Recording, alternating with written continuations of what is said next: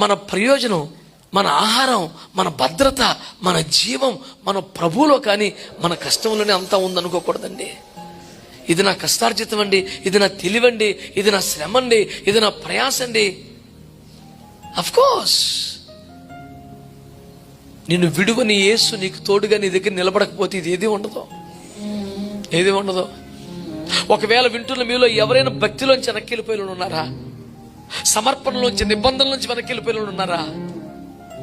పరిశుద్ధతను కోల్పోయిన వారు ఉన్నారా? దేవుని చేసుకున్న మొక్కుబడి నుంచి వెనకబడిపోయిన, సహవాసం నుంచి పడిపోయిన వాళ్ళు ఉన్నారా? నేను అంటున్నాను, ఈ రోజున ఒడ్డు మీద నిలబడ్డాడు నీకోసమే ఆయన ఒడ్డు మీద నిలబడ్డాడు.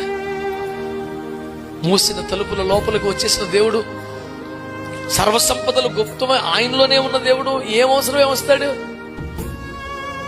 మళ్ళీ ఆ మాట జ్ఞాపకం చేస్తున్నాను.